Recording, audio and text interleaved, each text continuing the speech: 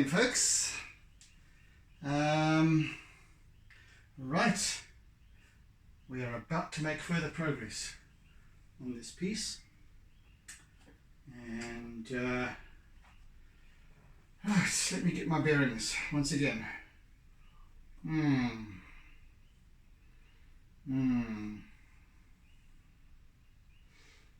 Right. For starters, let me just quickly do that. Get my timing right. Okay. Green, like my spleen. I want to bring in these lovely jades, and to do so I need to employ a couple of other colors as well. So I'm going to use a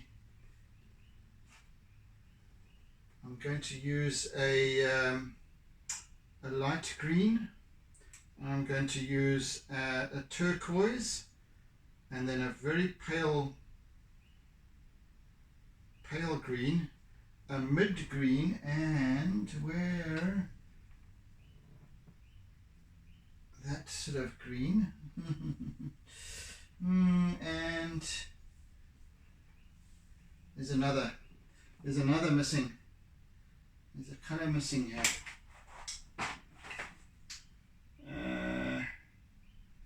There's a green missing. And I seek it here and I seek it there. And I don't see the bloody thing anywhere. Oh, there we go. Okay. Should have got my ducks in a row before the event, but anywho. Right, we've got ourselves a few colours to get going with, and I shall place them strategically right over there.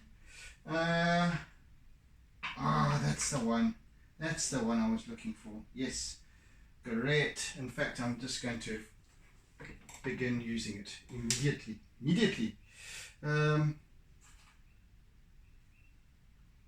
Yes, but first, very decisive today, aren't I? Okay. I want to get this. It's just that I want this blending to take place, so I've got to pull it through from over here and then into this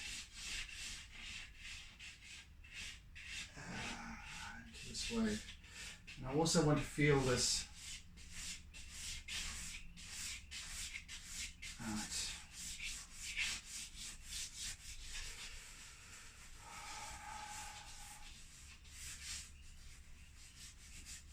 And there's also some blue in there.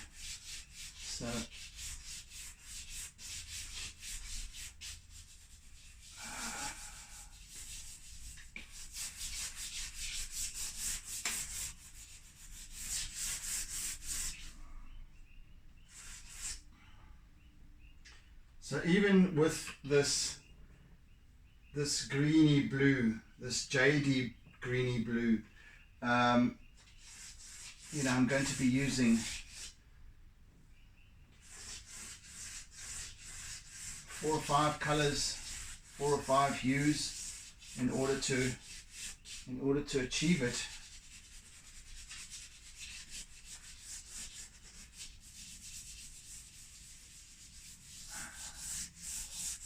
And I'm just setting out one at a time.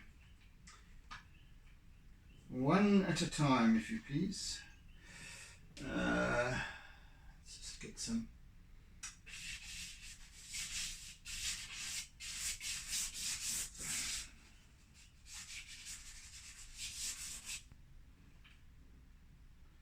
Something a wee bit dark over here as well. And some slightly darker blue again. And something even darker than that. Perhaps.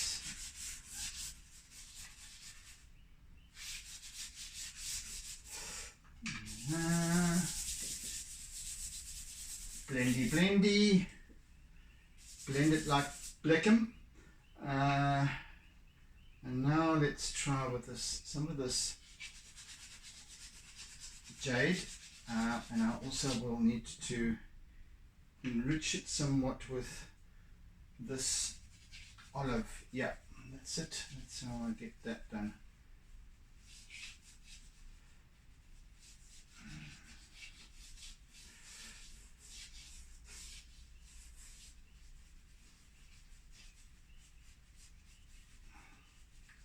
But it is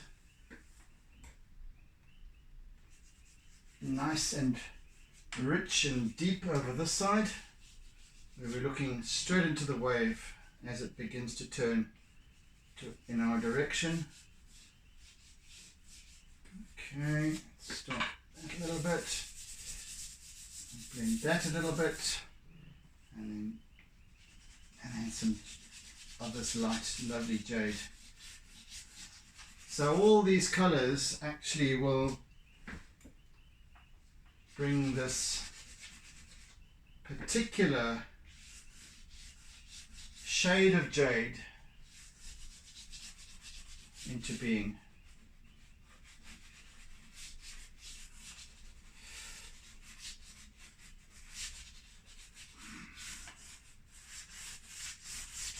Even some pale blue. Where is it? Where is it? Where is it? Yes, you might notice that I'm dressed appropriately for warm weather, which it is. Suddenly, Durban has changed. The weather has changed this week, and these next couple of days are set to be quite warm, and might not be as warm as it is going to be further up inland, but here we have the humidity to contend with, which is another story.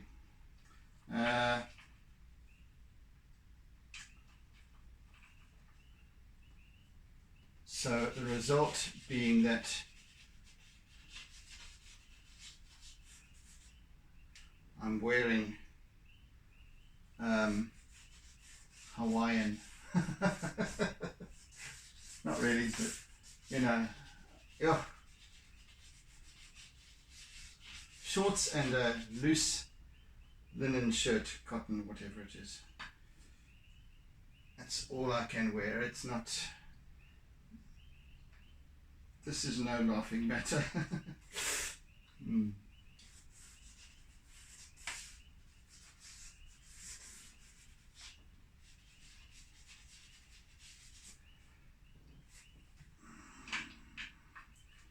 just working up these subtleties of, see, because we've got this lovely kind of shore break. It's strange because it's a kind of a mid break actually, because it plows on. The rest of the wave further down continues long into the bay. So here we're sitting at mid break. That's back break over there, and then those waves trundle on through way into the distance. But here they're just catching the tail end of the waves, or catching or the swells rather, and resulting waves, are catching the end or the outcrop, this rocky outcrop upon which the tidal pools are built. So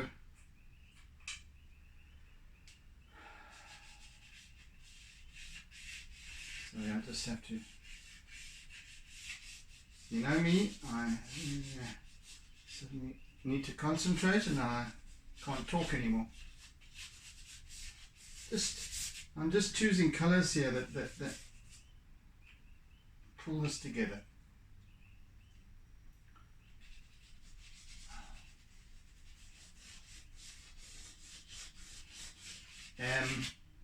yeah, so it's quite warm at the moment and humid.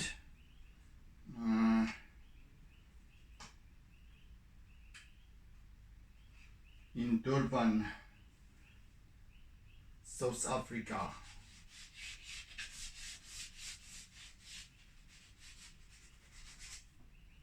Where's that little pale,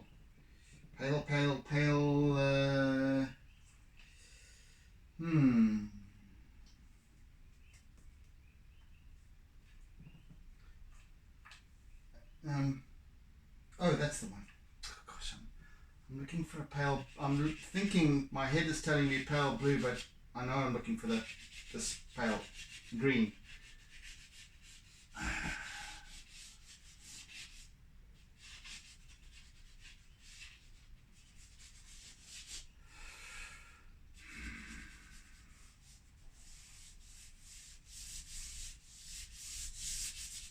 I'm really just building the underlying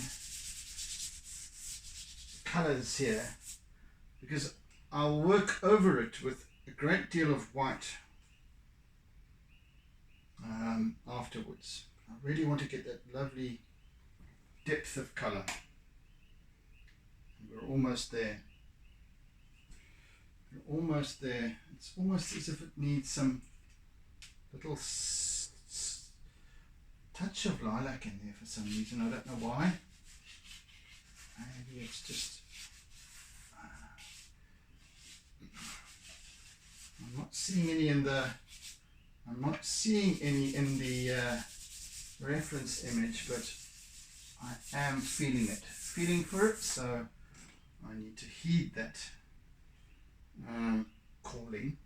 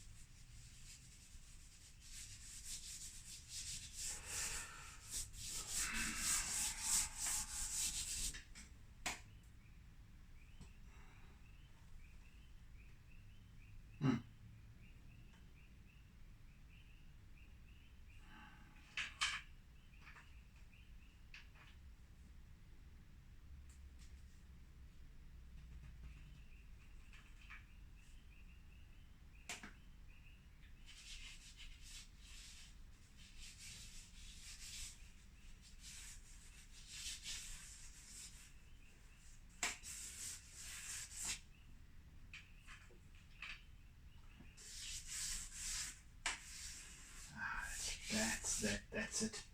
That'll pull this together beautifully.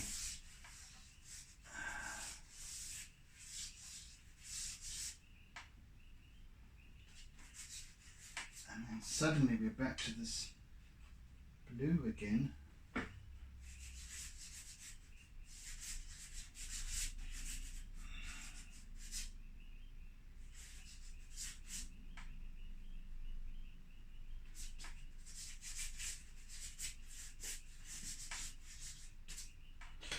With a little bit of charcoal in there as well, I think. Might help.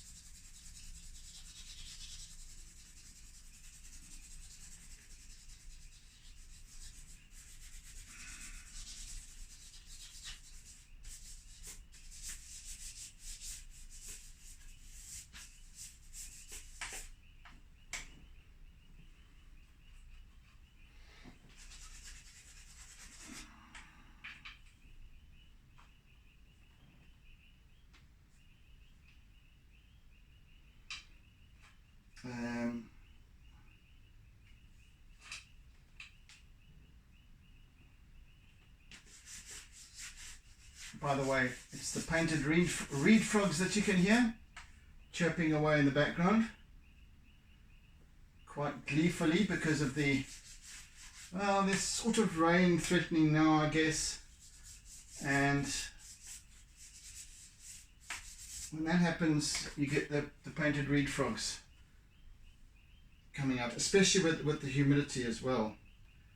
They just seem to flourish in that space.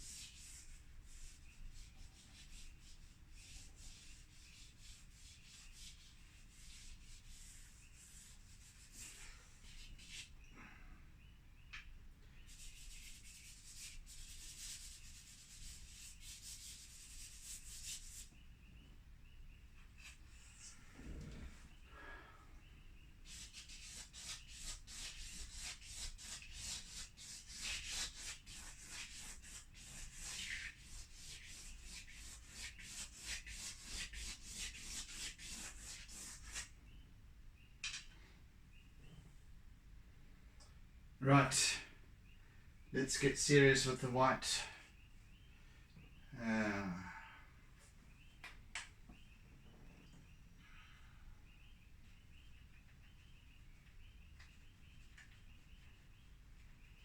We've got some, as I said in the previous session,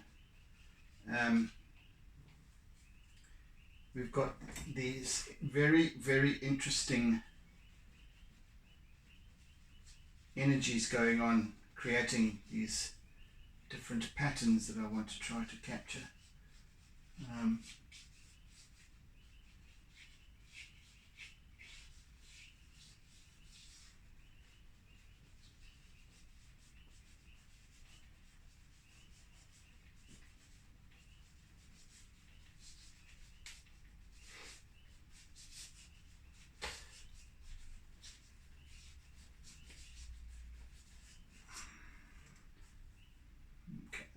Clean.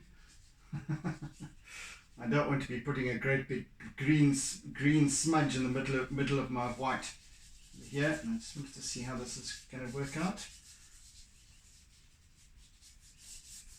Fine, it seems.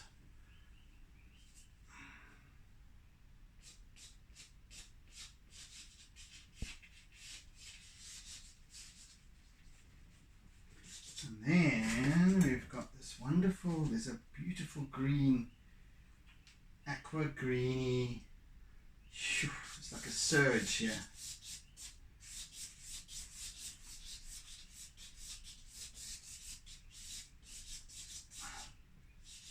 Yeah, that's that. And then this pale green, where has that gone to? Show yourself, please. There. I must actually just take the remaining label off so I can recognize it when I want it.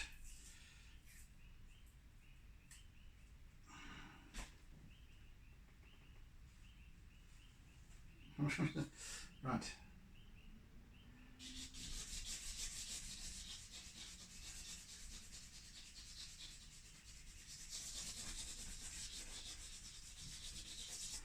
And then some pale blue in there as well.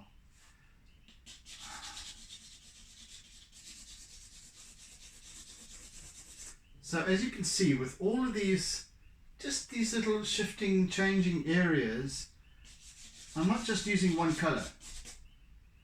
And even if I had that massive array set of pastels that has an incredible range of colors, I still would use multiple tones and hues to create the kind of effect that I'm looking for. So irrespectively, although I really wouldn't mind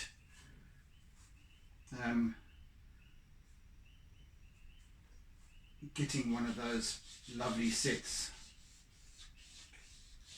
So sometimes there are colors that you just wish you had the ideal color, but I somehow get to create it myself, so I'm all good there. It's like in photography, you don't having the fancy schmancy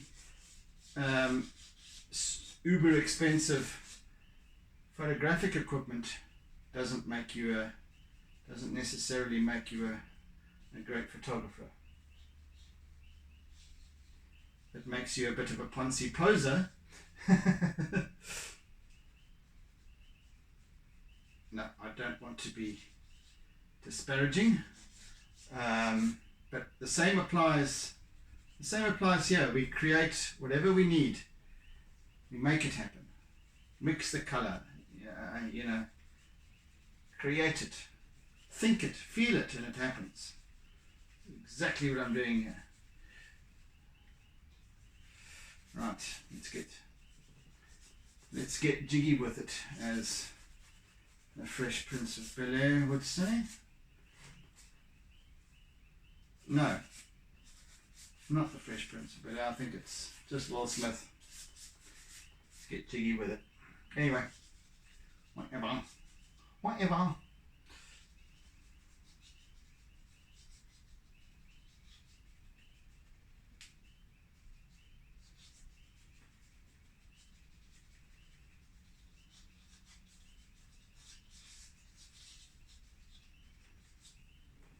I'm going to have fun with acrylics as well with this piece, because it really requires quite a bit.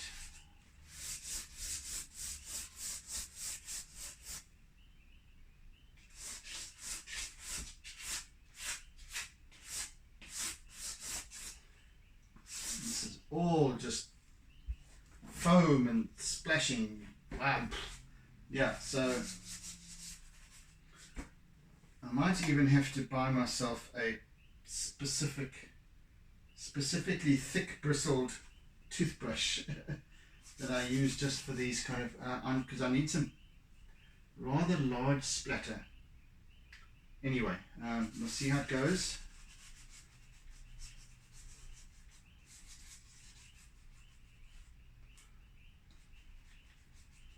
Maybe I shall just have to commandeer my current toothbrush and get another one. That's all these, when I use this is my, it's kind of my previous toothbrush, or one of my previous toothbrushes that, has been retired from service.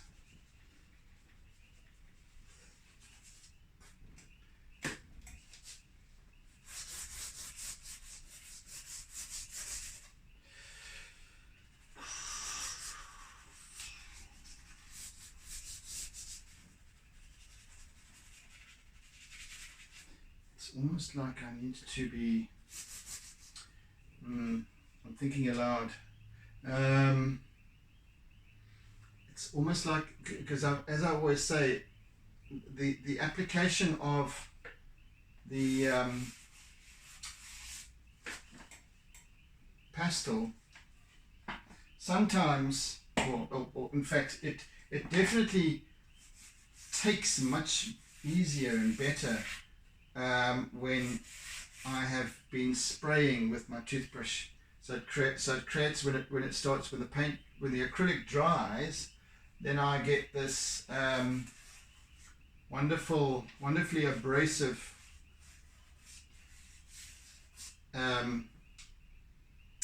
area to work onto, and it really pulls off the pastel very well.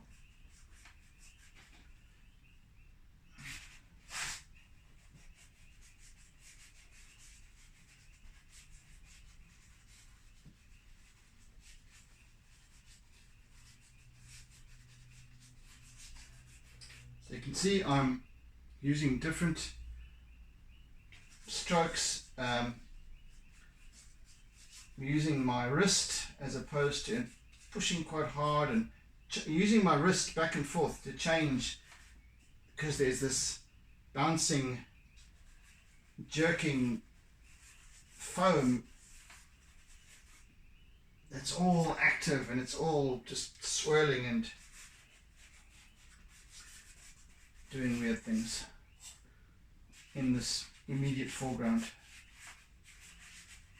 It's like come up against the rocks.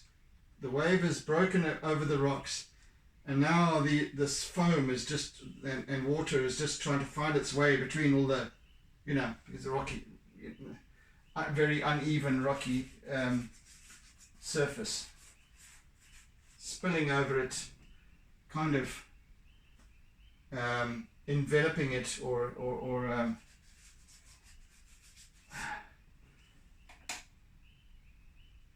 submerging it, and then so you can see little dark bits and what have you, in certain little openings in the foam and what have you. So there's a great deal of frenetic energy going on here in this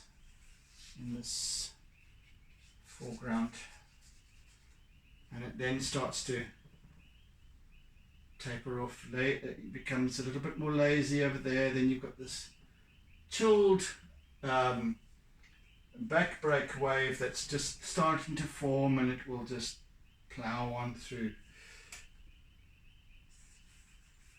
But here is where all the action is, where it's come into where the wave and swell comes into contact with the rocks.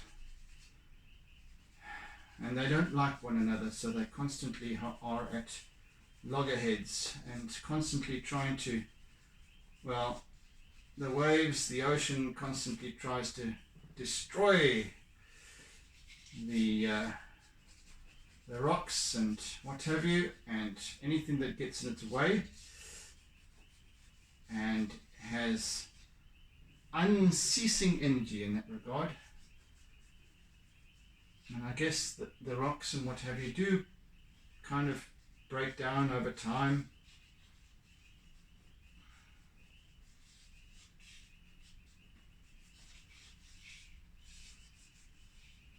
But they're very resistant as well, and they of course they get covered with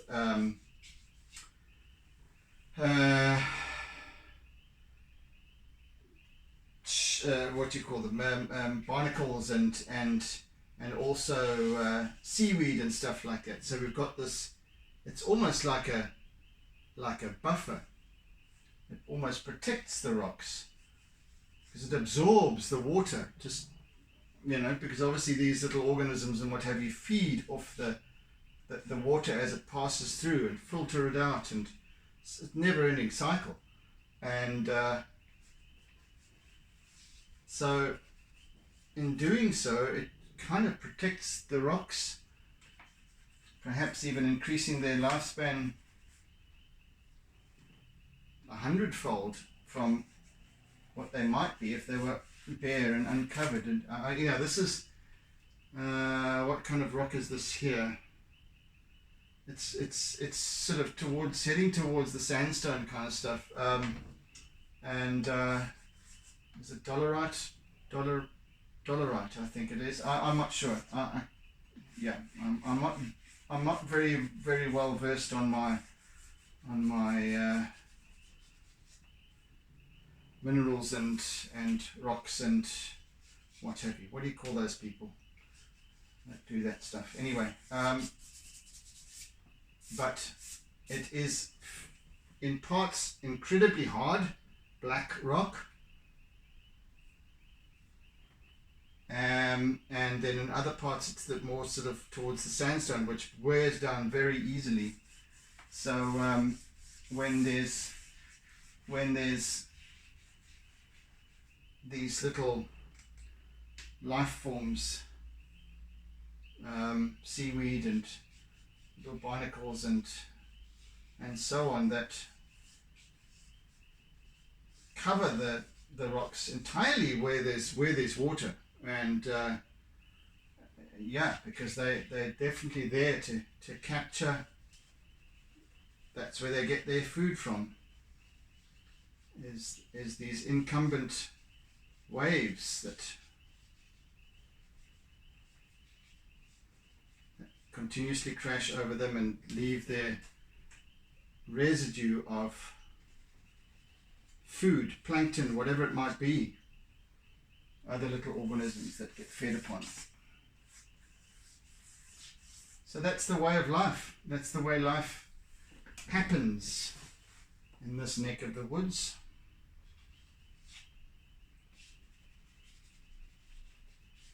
Wonderful, isn't it? You start thinking about it, and that's why it's so fascinating just to watch the sea and ponder these things. You can sit for hours, and better that than sitting on Facebook, right? Because you get the full experience. You don't just get pictures as you park off in your bed or wherever. You're just getting the full Monty right here in a place like this.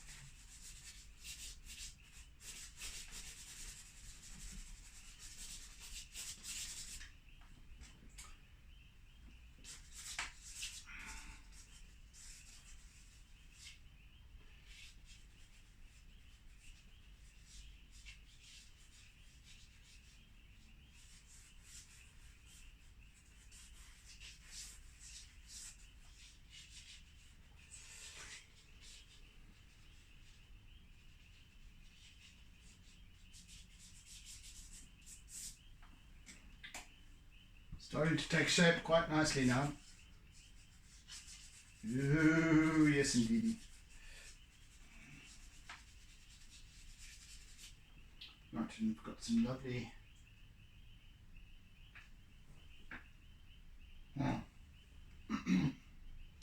what colour have we got going on down there? What should I? A little bit of that.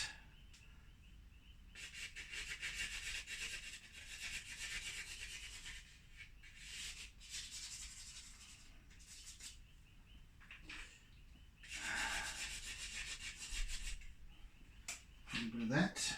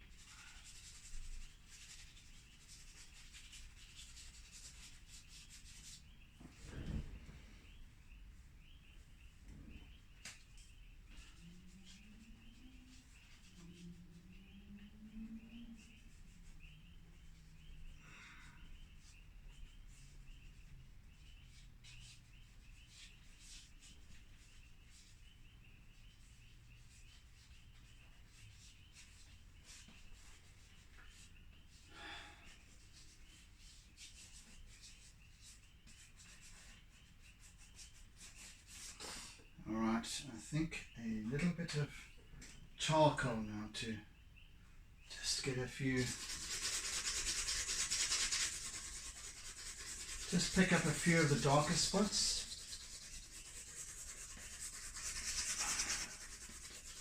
Especially where things flatten out here. Oh, and let's get some of that in there as well.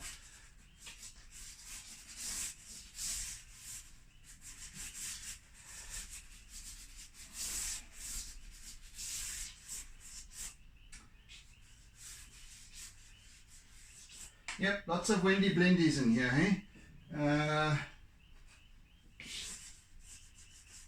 Pale blue.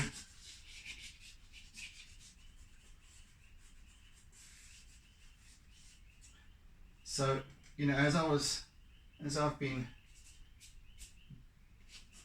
missioning on with about I need to get over that side at some point, so let's just do that now. Otherwise I'll be leaving that to just tails off there. Eh? Let's just get that.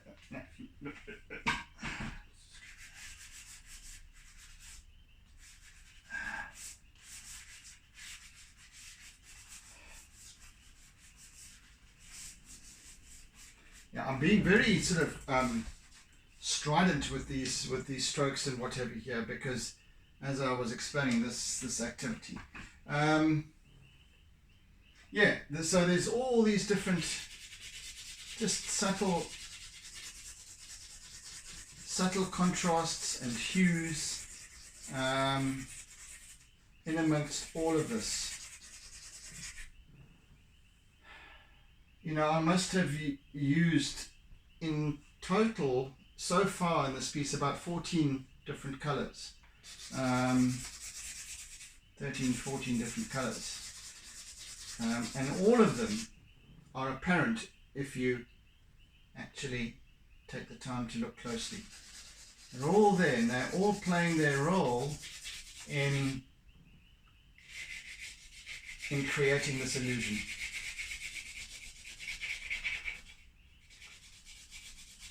They're all playing their role in the story that is being told here. In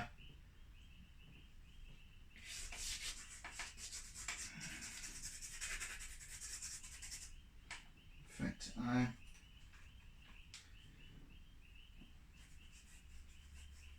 little bit better, yeah. Okay, maybe you'll be better one, softer, slightly softer.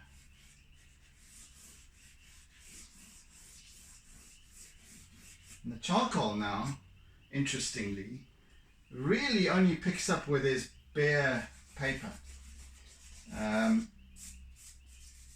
So it doesn't take very well against the pastel. So you get this wonderful effect actually. But the pastel goes over pretty much anything. And then when I apply the acrylic afterwards, it also takes very sparingly, which leaves a wonderful effect. And you have to play with these things in order to achieve the kind of desired result. And I've kind of worked on this sort of technique for quite some time now, so that it just happens, you know.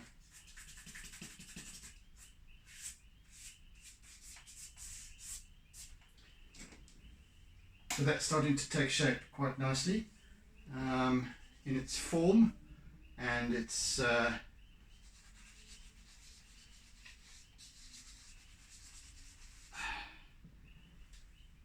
depth of field and perspective and whatnot.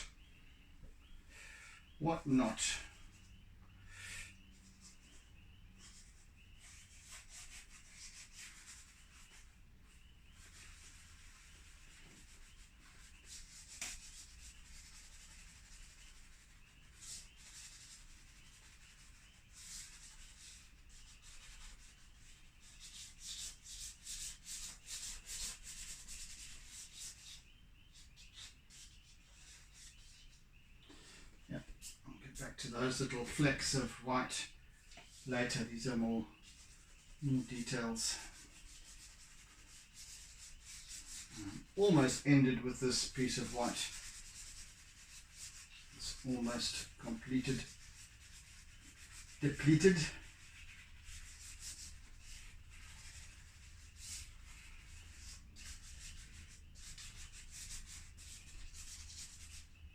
So I'm even while I'm working with this, you know, quite harshly with this white here, I'm getting an angle going that kind of follows the direction of the wave. So it starts off over here where it's plunging in towards us, but then as the perspective shifts, so this angle that I'm going at changes to that, and eventually it heads off that way. So that's also what I'm keeping in mind as I work.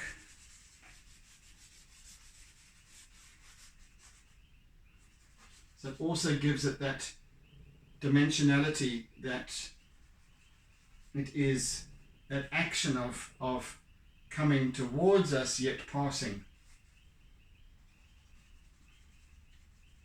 And expansiveness, because you change the angle slightly and then it becomes a little bit more stretched out, or rather the directional flow of the wave now changes, but it's the same wave, it's going in the same direction, but it just stretches it out a little bit more. And that's just, again, another illusion really, created by perspective, changing the perspective.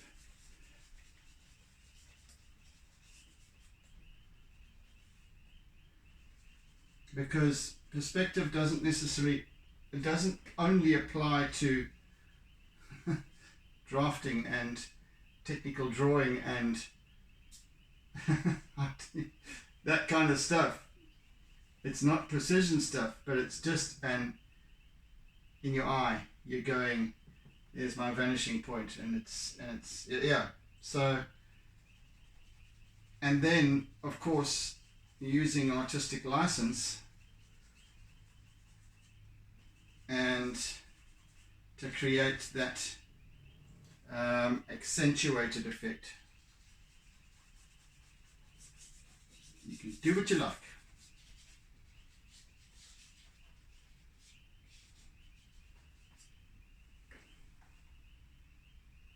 Yeah.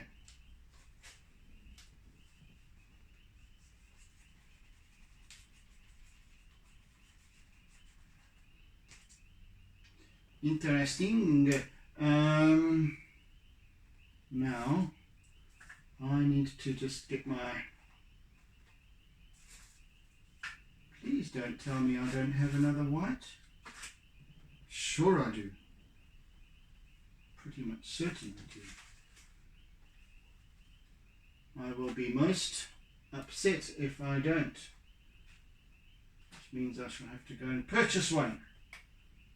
My word, did I use all my white up already? Goodness me, I'm surely not. I bought some more the other day.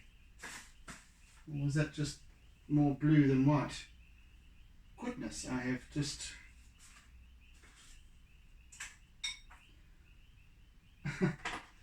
Crazy stuff, man. Got an extra blue there. Oh, I only bought one white. Alright then. Okay, no problem. I shall have to go and purchase some.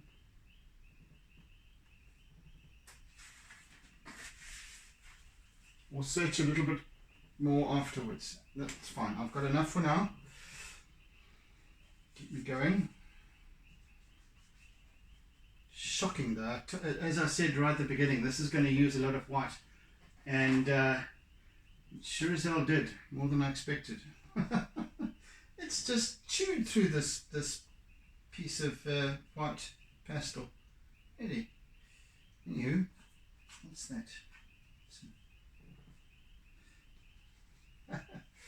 Crazy, man. It's crazy.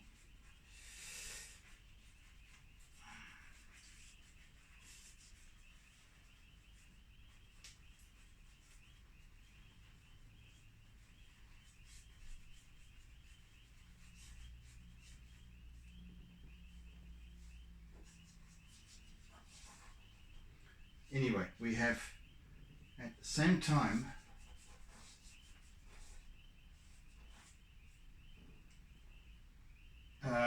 covered a substantial amount of ground today, which is quite surprising.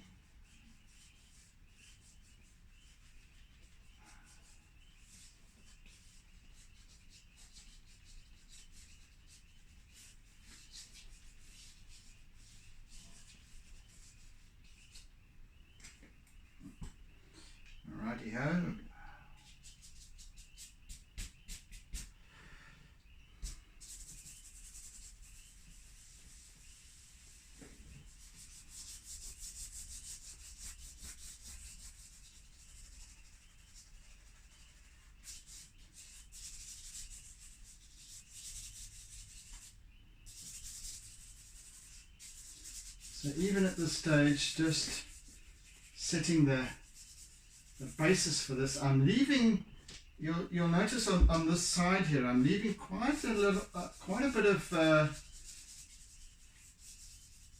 almost bare paper.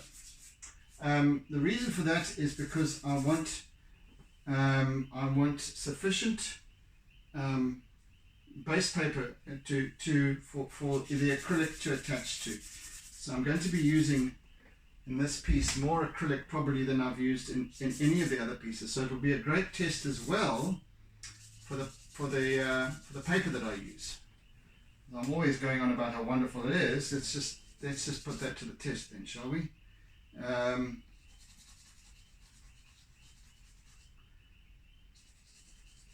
Because it kind of it's thick enough to kind of absorb. I wouldn't paint on this. Like with paintbrushes and what have you.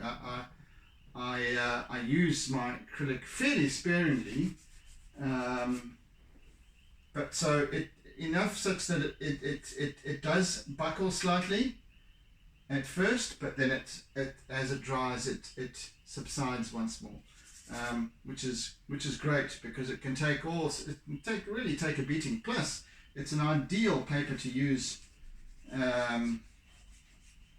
just for drawing on. Normal charcoal or pastel work, it's fantastic for that, and it's as good as any of your fancy Italian papers, in my very humble opinion. Your specific art papers and all these kinds of things, and which are hugely expensive. So yeah. In fact, it's probably more resilient than many of them, unless you're going towards to use what do you call it? Watercolor paper, for example, which needs to be then stretched and that fuss, mess and fuss, and it's expensive, and it's not what I need anyway, because for the most part of this artwork is just pastel. It's not getting wet with anything all over the place. But yeah, so and it's grey. It's lovely. It's got this wonderful mid-tone that you can add white to, that you can add colours to. You can add black to it. It's not too harsh. It's just the best. I will always swear by it, but at the same time, each to their own.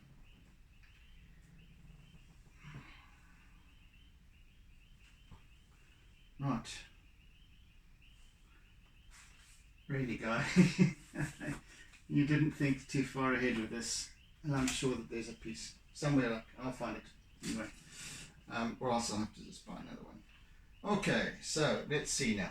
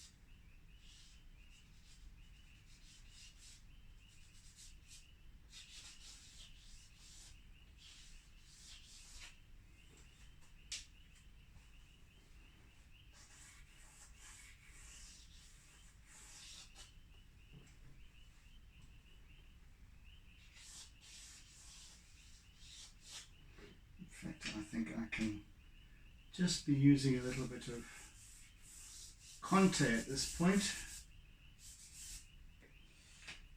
My white Conte. At least I've got plenty of those. So now I'm just getting into a little bit of line work here.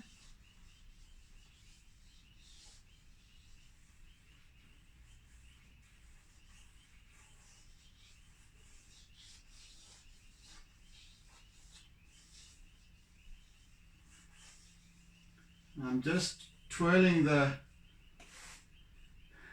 it's, contact crayons are square.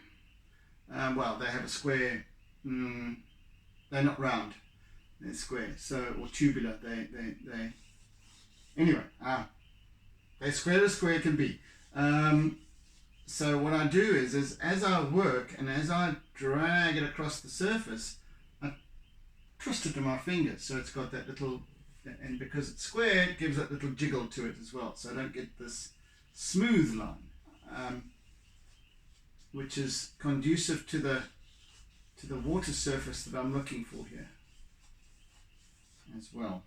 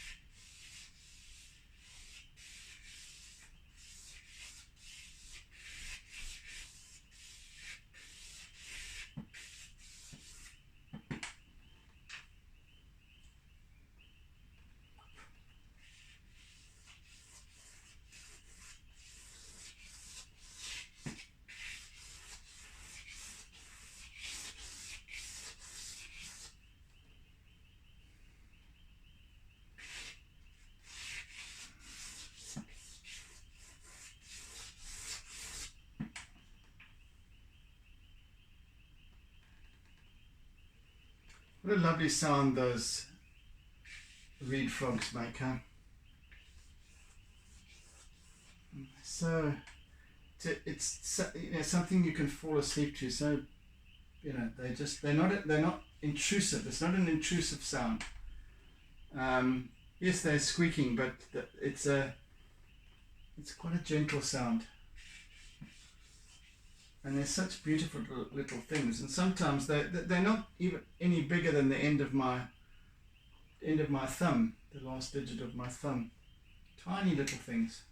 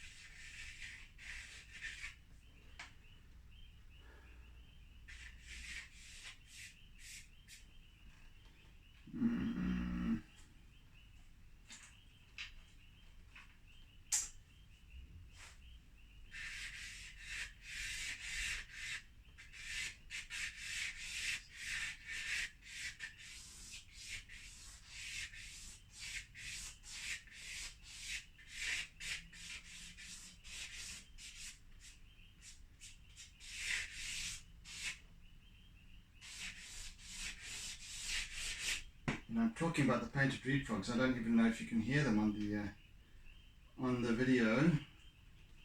I'm just assuming that you can.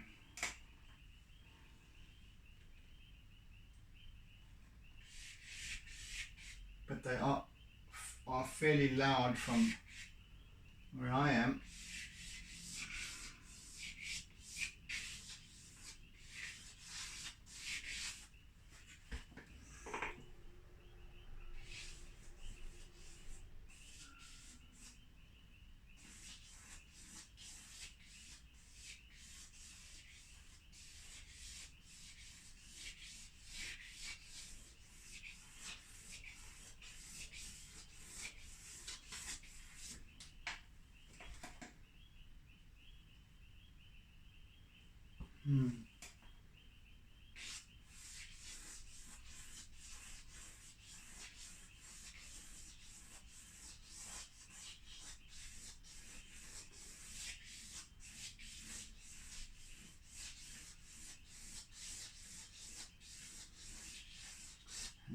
I've got this kind of almost a horizontal flow, but I'm also going just slightly against it with my very dark blue, so traversing over the existing line work or existing colors and so on, just creating that again, that shift in that illusion of the different facets on the water surface, ever changing, appearing to go, the flow to be in one direction, but then you've got a changing, a shifting water surface and what have you, which is what I'm trying to just pick up on.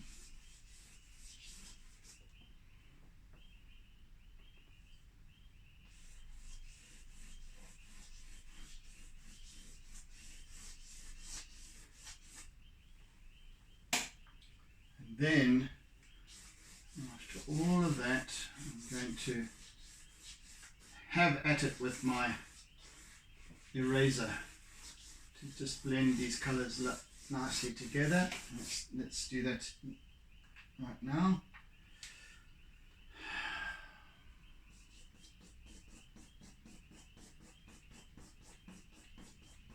And I can even go crosswise the other way with this, so that you've got cross blending as well, almost like a mesh, but it's very subtle.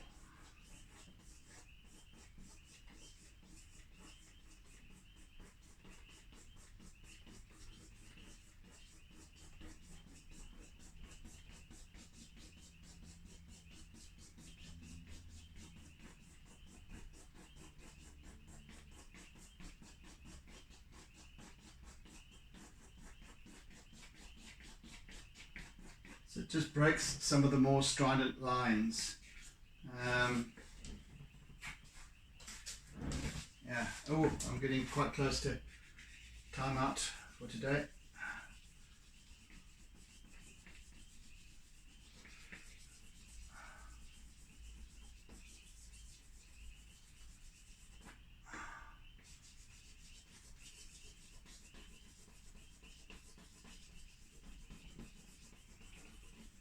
Yeah, more work needs to be done with this, but we are getting there. You can start to see these, just the heaving of the water surface. I'll be adding some details in white as I